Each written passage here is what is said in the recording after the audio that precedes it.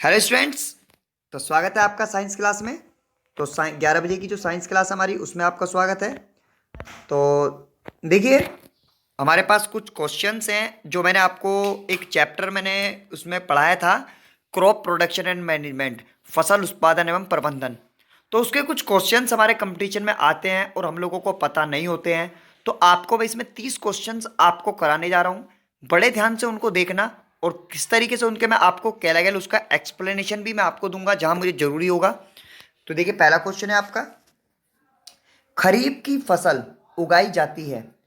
तो स्टूडेंट्स ध्यान रखो, हमारे पास फसल दो तरीके की होती हैं, एक रबी की फसल और एक खरीफ की फसल। भाई एक रबी की फसल हमारे पास होती है और एक खरीफ की होती है। तो आपको इन दोनों के बारे में ही पता होनी चाहिए। मैं आपको इन दोनों के बारे में बता दूं। तो देखिए, मैंने यहाँ पे हमारी जो फसल है मैं आपको अब दिखा रहा हूँ। देखिए, हमारे पास खरीफ और रबी दोनों ही फसल हैं। तो देखिए, आपको इसको पता होनी चाहिए, बहुत इंपॉर्टेंट क्वेश्चन होता है और हम लोग बार बार भूल जाते हैं कि कौन सी फसल खरीफ की होती है, कौन सी हमारी रबी की होती है। तो जो फसलें वर्षा ऋतु में बोई जाती हैं वो खरीफ की फसल कहलाती हैं। इन्हें जून और जुलाई में बोया जाता है तथा इनकी कटाई मानसून के अंत में की जाती है, अर्थात सितंबर में की जाती है। इनमें आपको देखो धान, मक्का, सोयाबीन, कपास, मूंगफली, बाजरा इसमें आदि आते हैं। और जो रबी की फसल होती हैं उन वो फसलें शीत ऋतु में बोई जाती हैं, मतलब जो अक्टूबर नवंबर में, और इनकी कटाई मार्च में की जाती है। और ये गेहूं, चना, मटर और सरसों और अलसी इसके उदाहरण होते हैं। तो आइए क्वेश्चन देखते हैं, क्वेश्चन क्या कह रहा है हमारा। तो क्वेश्चन है हमारा, खरीफ की फसल कब उगाई जाती है। तो आपको पता लग गया होगा कि वो बरसात ऋतु में बोई जाती है। अभी अभी इसमें मैंने बताया आपको। अब देखिए, अगला क्वेश्चन है हमारा, क्वेश्चन नंबर 2, निम्न में से खरीफ की फसल कौन सी है। तो अभी आपको मैंने बताया था कि हमारी जो खरीफ की फसल होती है, मूंगफली, धान, ठीक है ना, कपास, जो मतलब सर्दियों में बोई जाती हैं, सॉरी बरसात में बोई जाती हैं, तो उसमें मूंगफली, धान, ये सब हमारी होती हैं। तो यहाँ पे मूंगफली जो है इसका आंसर है, वो खरीफ की फसल है। इसके बाद हमारा है इसमें, हमसे कह रहा है कि भाई रबी की फसल किस माह के दौरान बोई जाती है। तो अभी मैंने आपको बताया जो रबी की फसल होती है सर्दियों में बोई जाती है। तो सर्दियां कब चालू होती है हमारी, अक्टूबर नवंबर में हमारी सर्दियां चालू हो जाती हैं। तो इसलिए इसका आंसर है हमारा अक्टूबर नवंबर। जून और जुलाई में खरीफ की, ध्यान रखना, जून और जुलाई में खरीफ होती है। और जो हमारे पास जो रबी की फसल होती है वो अक्टूबर नवंबर में बोई जाती हैं। अब ये कह रहा है निम्न में से रबी की फसल है। तो रबी की फसल ध्यान रखो, हमारी सर्दियों में क्या बोया जाता है। भाई कपास सर्दियों में नहीं बोया जाता, बरसात में बोया जाता है। बाजरा नहीं बोया जाता, मक्का नहीं बोई जाती। तो हमारा गेहूं जो है वो आपका रबी की फसल है, ठीक है ना। गेहूं, सरसों, ये सब हमारी रबी की फसल होती हैं। चना, मटर, ठीक है, ये सब हमारी रबी की फसल है। पांचवा क्वेश्चन देखिए, रबी की फसलों का सही समूह की पहचान करनी है हमको। तो रबी की फसल की सही समूह की पहचान कीजिए। तो देखिए हमारे पास गेहूं, चना, मटर, हाँ ये पहला ही हमारा आंसर मिल रहा है। एक बार आप नीचे और देख लीजिए, मूंगफली, सरसों नहीं, मूंगफली खरीफ की होती है, धान खरीफ की होती है और अलसी खरीफ की होती है। तो ये हमारा इसमें आंसर हमारा गलत है। हमारा पहला वाला ऑप्शन है वो हमारा सही है। अगले में आ जाइए, अगले में हमसे क्या कह रहा है, देख लीजिए। जुताई जो हमारी मतलब ये जो जुताई होती है, जो हमें जुताई करते हैं खेतों में, जुताई कृषि के लिए मिट्टी तैयार करने की एक विधि है। यह लाभदायक है क्योंकि इससे, देखिए, जो जुताई होती है वो मिट्टी का किस लिए जुताई करी जाती है, भाई खरपतवार का नाश करने के लिए। हाँ बिल्कुल सही बात है, जो उसमें घास फूस होती है वो उससे चली जाती है। जड़ की मिट्टी को गहराई से प्रवेश करने के लिए, हाँ ये भी बात सही है, थोड़ी मिट्टी में हम गहराई में पहुंच जाते हैं। जड़ों में सुचारू रूप से श्वसन के लिए, हाँ ये भी बात सही है। इससे जुताई करने से जो मिट्टी के जो होते हैं ना, जो उसमें छोटे छोटे सूक्ष्म जीव होते हैं उनको श्वसन करने में आसानी मिल जाती है और जड़ जो होती है वो भी आसानी से श्वसन कर लेती हैं। तो इसका मतलब ये उपरोक्त सभी हमारा इसका आंसर सही है। अगला देख लीजिए, जुताई एक प्रक्रिया है जिसमें किया जाता है, देखिए, मिट्टी को उल्टा पलटा या वह पोला या फिर मिट्टी को समतल या फसलों की सिंचाई, उपरोक्त में से कोई नहीं। नहीं देखो, ये पहला वाला जो ऑप्शन है वो आपका सही है। जब जुताई की जाती है तो उसमें मिट्टी को क्या करते हैं हम लोग, उल्टा पलटा करते हैं, ठीक है ना, उसको पोला करते हैं मिट्टी को थोड़ा थोड़ा, ठीक है ना। Okay, very good. मिट्टी में बीज फैलाने की प्रक्रिया कहलाती है। तो मिट्टी में बीज फैलाने की प्रक्रिया बहुत अच्छा है। आपको इसमें आंसर मुझसे पहले आप दे दोगे। बताइए, सिंचाई, जुताई, बुआई, समतल करना, बुआई। ठीक है ना, बीजों को बोना बुआई कहलाया जाता है। बीज बोने की आधुनिक विधि है। देखिए, आज के दौर में जो बीज बोए जाते हैं, जो हमारे पुराने जमाना था उसमें बीजों को बोया जाता था, कीप के द्वारा बोया जाता था, हल के द्वारा बोया जाता था, हाथ से ऐसे ही बिखेर दिया जाता था। हालांकि अब भी बिखेरा जाता है, लेकिन अब क्या आ रहे हैं, अब सीड ड्रिल आ रहे हैं।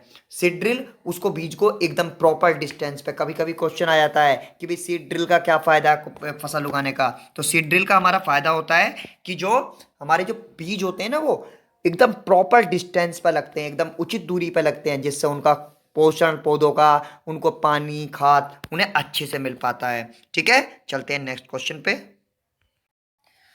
तो आइए चलते हैं आपको लेकर नेक्स्ट क्वेश्चन पे। हमारा नेक्स्ट क्वेश्चन है, देखिए अगला क्वेश्चन है हमारा कि सीड ड्रिल में बीजों की बुआई इसकी सहायता से की जाती है। किसकी सहायता से की जाती है?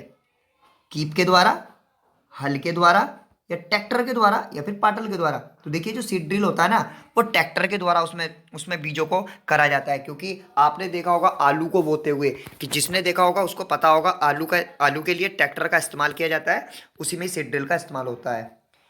इसका देख लीजिए, आपका है जैविक खाद है। जो खाद जो हम लोग जो आपके खेतों में इस्तेमाल की जाती है, तो जो गोबर वाली खाद होती है ना, उसे हम जैविक खाद कहते हैं। तो जैविक खाद क्या है? कार्बनिक पदार्थ है। कार्बनिक पदार्थ है, लवण है, या फिर ये भी दोनों है। तो देखिए, जो जैविक खाद होती है वो कार्बनिक पदार्थ होती है। 12वें में देख लीजिए, जैविक खाद की उत्पत्ति इसके अपघटन से होती है। तो देखिए, जैविक खाद की उत्पत्ति किससे होती है? गाय के गोबर से, मूत्र से, मृत पत्तियों से, या सभी से? हाँ बिल्कुल, सभी से होती है। ठीक है ना, क्योंकि जो जैविक खाद होती है ना, उसमें पत्ती, कूड़ा करकट, जो जो गलने वाला होता है, जिनको आसानी से गलाया जा सकता है, उस सब से इस्तेमाल करके घरों की सब्जी का जो बच गई है, छिलके, सब्जियों के छिलके का, तो इन सब का इस्तेमाल करके जैविक खाद बनाई जाती है। तो इसमें उपरोक्त सभी हमारा आंसर होगा। अगला देख लीजिए, विशिष्ट पोषक तत्व से समृद्ध रासायनिक पदार्थ कहलाए जाते हैं। तो देखिए, जो रासायनिक पदार्थ होते हैं उन्हें केमिकल्स कहते हैं। तो जो केमिकल्स होते हैं ना, जो केमिकल्स से बनाए जाते हैं, वो हमारे उर्वरक होते हैं, जिन्हें कहते हैं ना फर्टिलाइजर। फर्टिलाइजर जो होते हैं वो हमारे इसी से इस्तेमाल किए जाते हैं, इसी से बनते हैं। मैं इंग्लिश में भी इसके लिए एक वीडियो लेकर आऊंगा, आप उसका थोड़ा इंतजार करना। ठीक है ना, शाम तक आ जाएगी। तो उर्वरक होते हैं वो। उर्वरक हेतु निम्न में से क्या बात असत्य है? देखिए, जो उर्वरक होते हैं, जो हमारा खाद होता है और जो उर्वरक होते हैं, दोनों में अंतर होता है। खाद क्या होते हैं? वो हमारे नेचुरल चीजों से मिलकर बने हुए होते हैं, जैसे गाय का गोबर, मूत्र, पत्तियां। लेकिन जो ये उर्वरक होते हैं, ये रासायनिक पदार्थों से मिलकर बने हुए होते हैं, जिन्हें हम यूरिया कहते हैं। ठीक है ना, तो ये उर्वरक जो होते हैं ना, हमारी प्रकृति के लिए बहुत ज्यादा नुकसानदायक होते हैं। तो उसी से संबंधित ये क्वेश्चन है। ये उत्पादकता में वृद्धि करते हैं, हाँ, ये उत्पादकता तो बहुत बढ़ा देते हैं। जो खाद होता है ना, यूरिया वगैरह, ये बहुत अच्छा बढ़ा देता है। इनमें अत्यधिक उपयोग से मृदा में पोषक तत्व असंतुलित हो जाते हैं। हाँ, ये भी बात सही है। इसमें जो पोषक तत्व होते हैं ना मृदा के, जो मिट्टी के, वो इधर उधर हो जाते हैं। इनका प्रयोग निम्न मात्रा में किया जाता है। हाँ सही बात है, वो थोड़ा का लगाया जाता है बिल्कुल। ये पर्यावरण अनुकूल है। देखिए, ये बात असत्य है, ये बात गलत है। ये कह रहा है कि पर्यावरण के अनुकूल है। पर्यावरण के अनुकूल नहीं होते वो पर्यावरण के लिए नुकसानदायक होते हैं। फसलों को पानी देना कहलाता है। तो ये तो आपको सभी को पता होगी, ये हमारा सिंचाई कहलाता है। ठीक है ना, जो आपका ऑप्शन है, ये आपका डी ऑप्शन सही है, सिंचाई। इसके बाद आपको कह रहा है कि सिंचाई की वह व्यवस्था जिसमें जल को पादप की जड़ों में, जो पेड़ होता है ना, उसकी जड़ों में बूंद बूंद करके पानी ये डाला जाता है। ऐसा जो पहाड़ों पर जहाँ पे पानी की मात्रा कम होती है, वहां पर ऐसा किया जाता है। तो इस तंत्र को जो ना ड्रिप तंत्र कहते हैं। क्या कहते हैं? ड्रिप तंत्र। ठीक है, अब देखिए, अब हमारा अगला क्वेश्चन है, खरपतवार है। देखिए, खरपतवार ये होती है ना, आपकी जो फसल उगाते हैं तो आपकी उसमें घास आ जाती है। जैसा आप ईख में कभी देखा होगा, आपने कहीं गेहूं में बथुआ देखा होगा, तो ये सब खरपतवार होती है। तो ये क्या होता है? ये एक मुख्य फसली पौधा होता है? नहीं। कीड़े मकोड़े होते हैं? नहीं। फसल के साथ उगने वाले अवांछनित पौधे। हाँ, ये बात सही है। ये फसल के साथ जो ना, ये कुछ हमारे ऐसे पेड़ उग जाते हैं जिनकी हमें जरूरत नहीं है, तो उन्हें खरपतवार कहते हैं। किसान खेतों में खरपतवार हटाने हेतु निम्न में से किस औजार का उपयोग करते हैं? तो बताइए, किसान किस चीज का उपयोग करते हैं खरपतवार हटाने के लिए, घास वगैरह हटाने के लिए? तो खुरपी का। ठीक है, 2,4-D एक है, देखिए 2,4-D एक केमिकल होता है जो एक खरपतवार, जो इन्हें घास वगैरह को मारने के लिए इस्तेमाल किया जाता है। जो घास होती है ना, वो दो तरीके से आप लोग हटा सकते हैं। एक तो किसी मतलब इसका औजार का इस्तेमाल करके, जैसे खुरपी, ठीक है ना, हो, ये सब हमारे कुछ ऐसे होते हैं, उनसे हम इस्तेमाल कर लेते हैं। हल वगैरह से भी हटा लेते हैं। एक होता है दवाइयों का प्रयोग करके। तो हमसे अगला क्वेश्चन है 20वां, भूसे से अनाज को पृथक करने की प्रक्रिया कहलाई जाती है। जो भूसा होता है ना, जो भूस होता है, उसमें से जो जो हम अनाज को अलग करते हैं, तो उसको क्या कहते हैं? उसको हम फटकना कहते हैं। ठीक है ना, क्या कहते हैं? फटकना। थ्रेसिंग का कार्य इस मशीन द्वारा संपन्न किया जाता है। जो थ्रेसिंग होता है, जो आपने देखो ना, जब जब गेहूं निकाले जाते हैं या चावल निकाले जाते हैं उससे, आपके जो मशीन से, तो उसको हम कहते हैं थ्रेशर। उसके बाद कह रहा है अनाज का बृहत स्तर पर भंडारण किए जाने हेतु प्रयोग किए जाने वाले बड़े पात्र कहलाते हैं। जो अनाज होता है ना, जो ये सरकार खरीदती है मंडियों के लिए, मंडियों में, तो पता है कहाँ पे इकट्ठा होता है? वो साइलो होते हैं, उन्हें साइलो कहते हैं। उस साइलो में इस्तेमाल मतलब भरे जाते हैं। दूध देने वाले पशु कहलाते हैं। भाई दूध देने वाले पशुओं को क्या कहते हैं? तो दूध देने वाले पशुओं को हम दुधारू पशु कहते हैं, जो दूध देते हैं। हमारे भोजन में ऊर्जा का प्रमुख स्रोत है। ऊर्जा का प्रमुख स्रोत, तो ऊर्जा हमारे अंदर जो एनर्जी कौन देता है हमारे खाने में? कार्बोहाइड्रेट। ठीक है, कार्बोहाइड्रेट हमारी ऊर्जा देता है। बहुत अच्छा क्वेश्चन होता है, कई बार पूछा जाता है। भोजन का वह घटक जो वृद्धि व दैहिक ऊतकों को मरम्मत के लिए किया जाता है, जो हमारे शरीर को बढ़ाता है, वो कौन सा हमारे पास पोषक तत्व होता है? तो वो होता है स्टूडेंट प्रोटीन। प्रोटीन हमारे शरीर को बढ़ाता है। जिसकी हाइट कम रह गई है ना, जिसको हाइट कम है, तो वो लोग दाल पिया करो हफ्ते में 3-4 दिन, उनकी हाइट जल्दी बढ़ जाती है। भोजन का वह घटक जो ऊर्जा प्रदान करता है, तो भोजन का वह घटक, तो भोजन का वह घटक को जो ऊर्जा प्रदान करता है, कार्बोहाइड्रेट, हाँ सही बात है। वसा भी देता है। तो ए और बी, इसमें जो आपका ऑप्शन डी है ना, वो आपका सही है। ए और बी दोनों ही हमें वसा देते हैं, मतलब ऊर्जा देते हैं, सॉरी। विटामिन सी की कमी से कौन सा रोग होता है? तो देखिए आपको vitamin A, vitamin B, vitamin C, vitamin D सभी से पता होना चाहिए। तो लिख लीजिए, विटामिन ए से रतौंधी होता है, विटामिन बी से बेरी होता है, विटामिन सी से स्कर्वी होता है, विटामिन डी से रिकेट्स होता है। तो ये आपको पता होनी चाहिए। तो देखिए विटामिन सी से क्या होता है? स्कर्वी। ये आपका सही है। जल में घुलनशील विटामिन है। देखिए हमारे जो विटामिन होते हैं, ये A B C D E के, इन सब में कुछ तो पानी में घुल जाते हैं, कुछ नहीं घुलते हैं। तो जो पानी में घुल जाते हैं ना, वो हमारे विटामिन बी और सी होते हैं। इनके अलावा सारे के सारे विटामिन पानी में नहीं घुलते। विटामिन बी समूह का स्रोत है। तो विटामिन डी हमारा किस चीज में मिलता है बहुत ज्यादा? गाजर में नहीं, गाजर में विटामिन ए मिलता है। मछली का तेल, विटामिन सी मिलता है। अंकुरित हो बीज, ये बात सही है, इसमें विटामिन बी मिलता है। ठीक है, ये कह रहा है कि टोकोफेराल इसमें इसका रासायनिक नाम है।